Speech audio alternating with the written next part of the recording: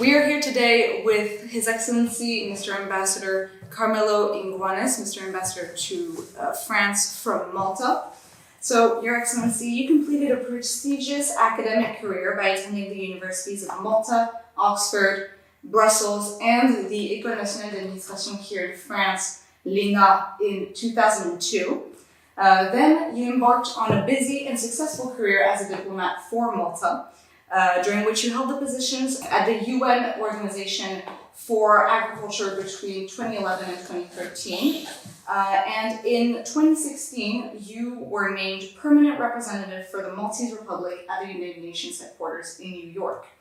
You've also been an ambassador for Malta to different nations such as the Russian Federation, Italy, Tunisia, and most recently, France, here in Paris since December 8th, 2009.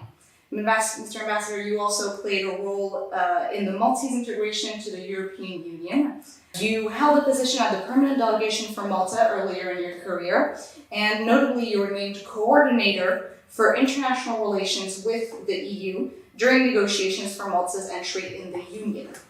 During your career as a Maltese representative in foreign countries, you've been highly decorated for your presence and actions as a diplomat by the countries of Italy, Latvia, Estonia, Tunisia, Cyprus, and Russia.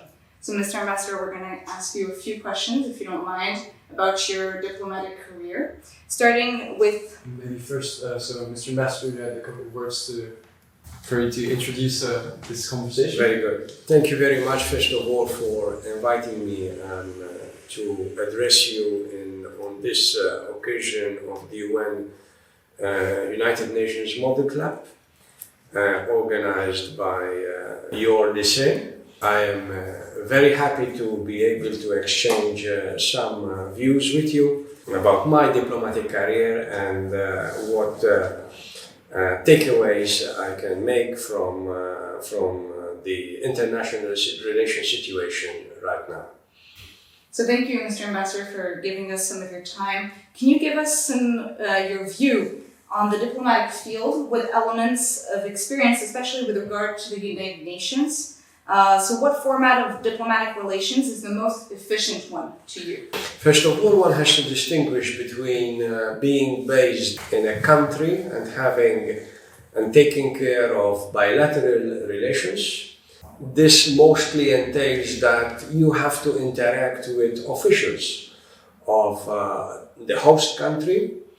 So, whereas when I was posted in New York to be Malta's permanent representative to the United Nations, the main crux of our work is to interact with other countries. That is multilateralism at best. One has not to forget that the United Nations is the sole universal body for multilateral relations. It is universal, and there are 193 countries represented in such august body. First of all, there is also a distinction, because people sometimes do not make a clear distinction between international relations and diplomacy. For me, in my view, diplomacy is the management of international relations. I feel that, unfortunately, the world has become less predictable, unfortunately more dangerous. In the United Nations, it struck me that some states do no longer adhere to international conventions. That is, the respect to international treaties is becoming less and less apparent. There is also a lack of a body with teeth for international governance. And most importantly, I think these years have shown me, and especially today, that there is less concern, less effort among states to find common ground to solutions. I think this is very dangerous. We're facing, in a way, a new world order. when it comes to which is the best method, you can never say which is the best method. One has to use the bilateral approach and the multilateral approach. How do you perceive the ability or the way a country like Malta, which is a smaller country than, of course, superpowers we are encountering, especially at the moment, like the Russian Federation and so on, the ability of such a country to sustain a power agenda within such a unstable world? It is good to say that Malta is a member of the European Union, has been member of the Council of Europe since our independence in 1964. Being in several multilateral fora and pushing forward our agenda and convincing others that our agenda is part and parcel of the regional or global agenda, I think it makes us punch above our belt, so to speak. The importance, I think, in having a powered agenda is by making alliances. One has to understand that all countries, big or small, have the same power in as far as voting goes first of all, in the General Assembly of the United Nations. Unfortunately, not as much in the Security Council, because the Security Council, there are the permanent 5 and the elected 10. We had obtained a large number of votes, I think almost 190 out of 193 countries, which means that our interests and our concerns have been shared by others.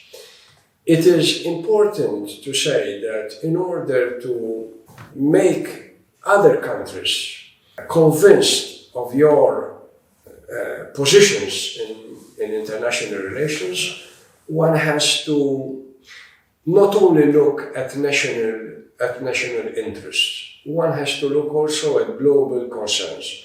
And you have to share the responsibility, whether of a small country or of a big country, the responsibility that we have all towards mankind and towards the betterment of this planet. It is good to know that national interest should not be factored into global interests, but rather the other way around. You should put some of the global interest into your national interest and pushing it up as part of your foreign policy mix. What we mean by foreign policy mix is that every country in its foreign policy have concerns and interests and has principles.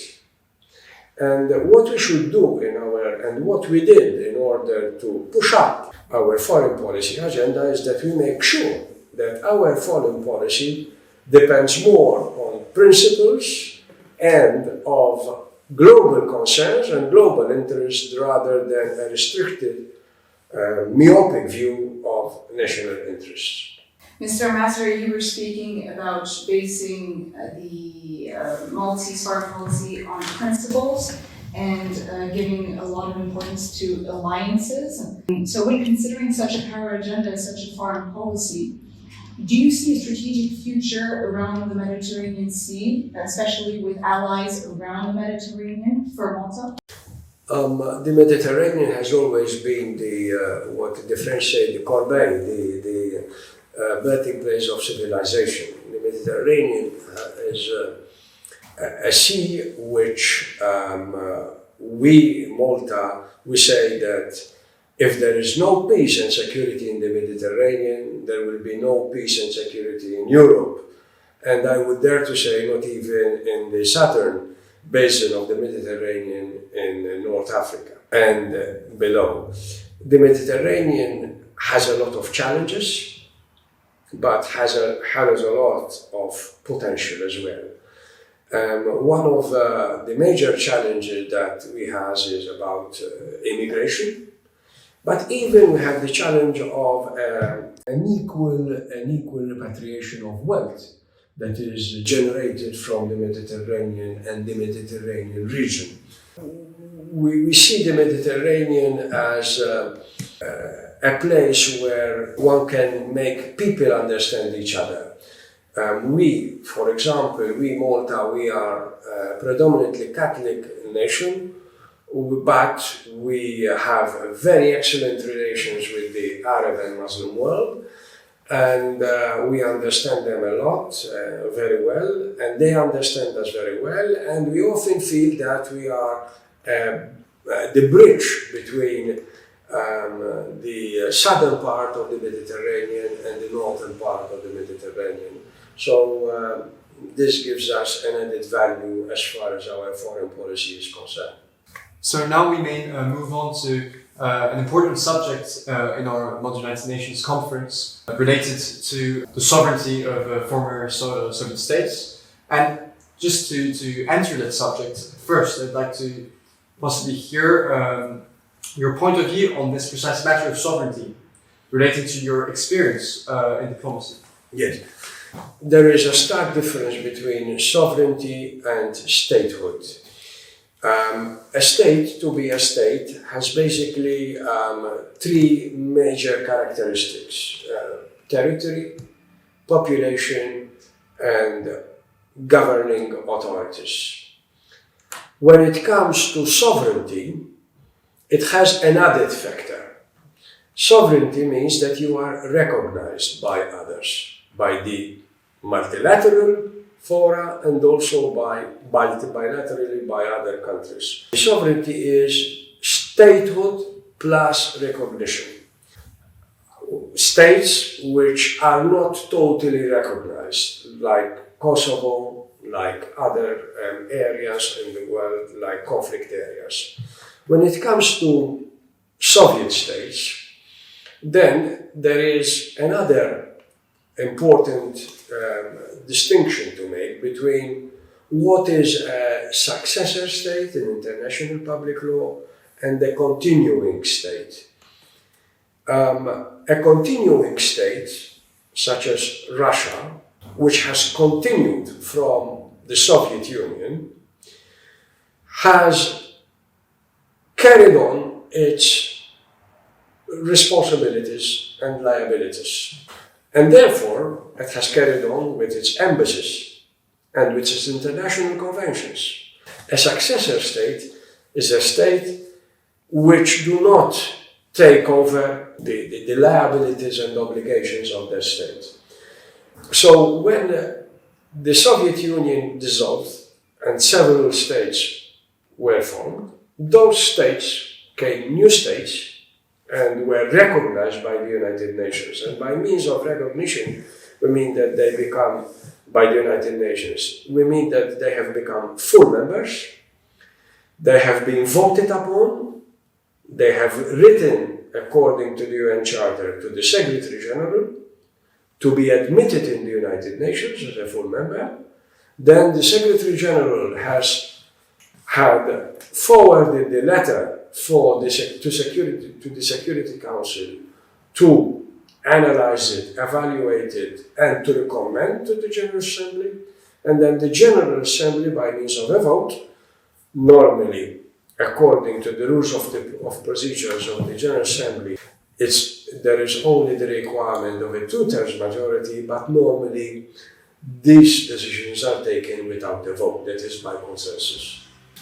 This said, there are states nowadays that are not fully recognized, and unfortunately, one will cite immediately Kosovo, which, although there was the Ahid-Sari plan, but there was the veto of Russia and China, and some European states as well are not recognizing Kosovo as a state up to now. So Kosovo is not a member of the United Nations yet. It's good to know that South Sudan was the last state which joined the United Nations. Before there was Switzerland, I think, and the East Timor. These are the last states, and all these states have the same pattern, that of being approved, recommended by the Security Council and approved by the General Assembly. A question that then comes to mind, especially with what's going on at the moment, the current crisis in Ukraine, of course, relating once again to sovereignty before we may possibly go into more detail about your experience in Russia, would be when we talked about this role of multilateralism today, which is questioned, and now we think about this resurgence of high-intensity conflicts. How do you analyze it? Can we still believe in a way in this collective security that was until now led by the UN? Well, the United Nations was created not to bring mankind, to take him to heaven, but rather to prevent mankind from taking it to hell. And this was a mission statement which is very, very still in force up to now. The United Nations, whenever some crisis crops up, the war in Ukraine, internal conflict in countries, conflict between countries, we are very easy to say it's the fault of the United Nations. But one has to understand that the United Nations, more often than not, it reflects global problems. It is not part of global problems. The message that we should say is that for the United Nations to succeed, member states should be responsible actors. Because whenever the Security Council is in gridlock, it is not because of the United Nations Secretary General or because of some, it's the organization which went wrong, which is not effective. It's because member states are not responsible enough to find a solution. Having said this, the United Nations has proved to be successful, has managed a lot of peace agreements, have managed to produce a lot of international conventions, which are very, very, very important, like the Nuclear Non-Proliferation Treaty, etc., etc. This goes to say that I still have a lot of trust, and I still believe that the United Nations as a whole, the United Nations member states, can, if there is political willingness, can solve today's problem. But one has to understand that to solve problems, one has to compromise. And to compromise, one has to understand that compromise means that it's not a common denominator, but compromise means that one should give and one should take. There should be an arrangement. And I believe that the United Nations is the proper forum for such interaction, multilateral, to solve today's problem, including the war in Ukraine. The Russian leadership has made a big miscalculation.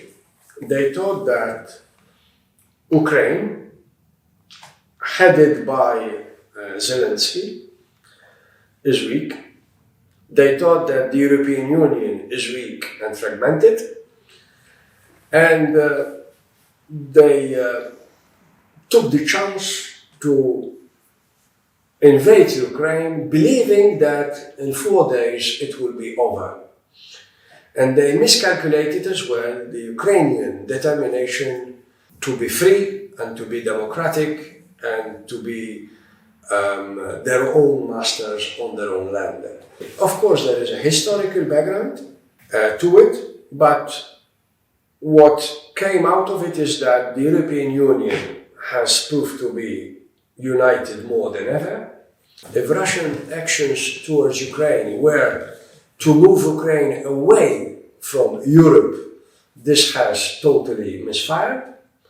And there is a backfiring effect because by doing this, Ukraine has moved away from Russia and much more towards Europe.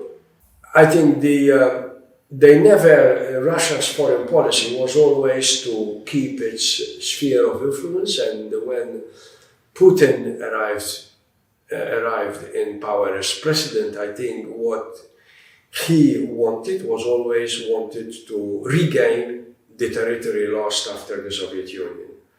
For some Russians, not only Putin, but for some Russians, the dissipation of the Soviet Union was a tragic failure. I think the leadership, let's not say Putin, but the leadership chose this moment because as well, the Russian economy, there is a lot of rumblings in the Russian economy, in the Russian political system, as you know, it is far from being democratic. So in order to gather support for a leadership which has been in power for decades, one wanted to sort out of its pocket, some novel, some new thing, and to create nationalism, to create cohesion behind the leader. And the invasion of Ukraine can be seen as an attempt to create cohesion among the Russian population. Russia will suffer eventually in the long term. By the way, I would like to stress here that Europe and most European nations, all European nations, I would say, and all the West are not against Russia or Russians. They are not against Russia. We would like to have Russians benefiting from a society, an open society as much as ours, from partaking in the political system, from developing organically the political situation of Russia. But what we are against is the leadership of Russia, because we believe that by doing these things, the Russian society, the Russian population, it's a harm to the Russian population. How do you evaluate the short-term and the long-term future of Russia's foreign policy? Is it going to have a rapprochement with states that have the same kind of governance, like China? And what do you think will be the consequences of that in the future for the UN, notably? One can never foresee how Russian politics evolve. But I think there are short-term and long-term consequences as far as Russian foreign policy goes. The fact that Russia is isolated, it is clear that almost all the United Nations member states, when you see the voting pattern in several resolutions, it is clear that they are in isolation, with the exception of several countries, including, as you mentioned, China, which is in some resolutions did not vote against but abstained. So there is also some doubt about the People's Republic of China vis-à-vis Russia. But certainly there is an alliance. The values shared by Russia are not the same of the European Union. They are shared with countries like China, like Belarus, like North Korea, and I think it will come a time when the Russian leadership will have to make an existential decision. Either we keep Russia in its path towards obscurantism, leading to closed economy, leading to a closed political system more and more, and going in regress rather than in progress, or else opening up and embrace some of the values, some of the European values. We cannot impose the model of democracy, our model of democracy to any other country, but embrace human rights principle, freedom of expression, etc., and open up politically so that the economy of Russia, the economic openness of Russia will be supported by the political openness. One cannot have economic openness, an open market economy, without an open political system. Mr. Ambassador, we already previously talked about, and you evoked, in fact, this duality in the foreign policy mix, precisely a mix between, of course, the concerns of the country and regarding Malta, its principles. When we look at the global scale on these countries that follow a different seem to follow a different path. You evoked, of course, Russia, China, but we may also see, for example, African countries that seem to possibly submit to Putin's New World Order. How do you perceive that? Is there a role for example, Western diplomacy to try and convince those forces? Well, we being part of Europe, we always boast, and it is true, that the European Union as a whole, the European Union is the biggest donor in development assistance on the African continent. It is time to explain to our African friends that our assistance in aid was untied, unlike others, and what we tried to do is, by developing a country, we tried as well to make them realize the benefits of some principles like democratic principles. We as a European Union, we always push for and advocate human rights values, fundamental human rights, because these are the principles we believe in, the values we believe in, and we firmly believe that countries should embrace such principles for the benefit of their own people. It is hard to convince people through undemocratic means. We try to convince people through democratic means. Other countries they come into other nations' territory and try to convince these countries, sometimes with unorthodox methods. But having said this, we had some misfortunes and some regrets in seeing countries opting not for Europe, but for other partners in the world. What would your advice be for young debaters who will be watching this interview, who face the uncertainties of an interdependent and unstable world? What would you say the responsibilities of future, let's say, ambassadors like yourself, or diplomats or UN representatives would be to sustain a durable world order? Yes, being a diplomat of an EU member state, it is obvious for me, and it is very clear for me, that the European Union plays an important part in the world order. We need to be unified much more than we have been, and we need to integrate much more, and we need to have new members in a relatively short period of time. This offers a big challenge for us, but for the European Union. But I think the European Union has to show the world that it is an independent force within global relations. A force which has its transatlantic partner, the US, very closely knit together, and which will compensate to the alliance that Russia would try to make. There is no doubt that we need to be more sovereign, in the sense more sovereign and independent in the production of goods. In some products, we have exported some know-how to certain countries. We need to get them back. We need to be independent as Europe. We need to act on our own feet, and ideally we need to act independently of the US. Of course, in a big collective alliance between the US and the EU, but I think there is an interest in the US in having the EU strong, and there is an interest in the EU in having the US strong, so as to counterbalance the shifting tectonic plates that are appearing in today's world. Okay. Thank you, Mr. Ambassador.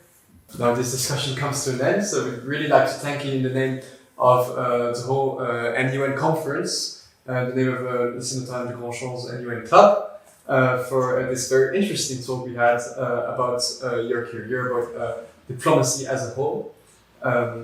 Hoping possibly to have you come at our school for a lecture.